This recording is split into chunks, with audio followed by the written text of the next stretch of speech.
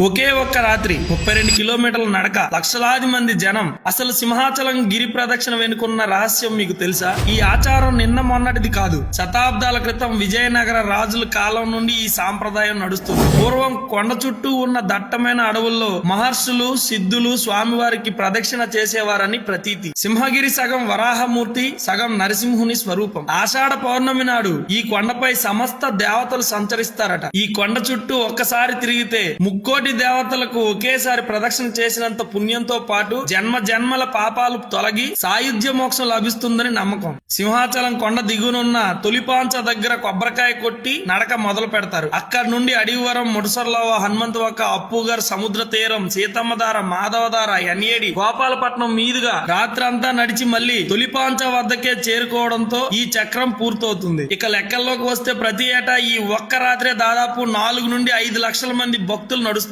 విశాఖపట్నంలో 100 కంటే ఎక్కువ స్వచ్ఛంద సంస్థలు ఉచితంగా టిఫిన్లు, మజ్జిగ, నీళ్లు పంచుతాయి. ఏటా అత్యధిక సంఖ్యలో ప్రజలు పాల్గొనే అతిపెద్ద గిరి ప్రదక్షిణల్లో ఇది భారతదేశంలోనే ఒక రికార్డు. ఈ ప్రదక్షిణ చేసేటప్పుడు కొన్ని నియమాలు తప్పక పాటించాలి. నడకను ఖచ్చితంగా తొలిపాంచ దగ్గరే మొదలు పెట్టాలి. వీలైనంత వరకు కాలి నడకన, చెప్పులు లేకుండా నడవాలి. ప్రదక్షిణ మధ్యలో అప్పుగర్ దగ్గర సముద్ర స్నానం చేసి చివరగా స్వామివారిని దర్శనం చేసుకోవాలి. ఈ ప్రదక్షిణలో కాటన్ బట్టలు వేసుకోవడం మంచిది. వాటర్ బాటిల్ వెంట ఉంచుకొని బాడీని హైడ్రేటెడ్ గా ఉంచుకోవడం చాలా ముఖ్యం. దేహానికి ఆరోగ్యం, ఆత్మకు మోక్షం ఇచ్చే ఈ సింహాచలం గిరి ప్రదక్షిణలో మీరు ఎప్పుడైనా పాల్గొన్నారా? మీ అనుభవాన్ని కామెంట్స్ లో చెప్పండి. నరసింహస్వామి భక్తులందరికీ ఈ వీడియోని షేర్ చేయండి. జై నరసింహ.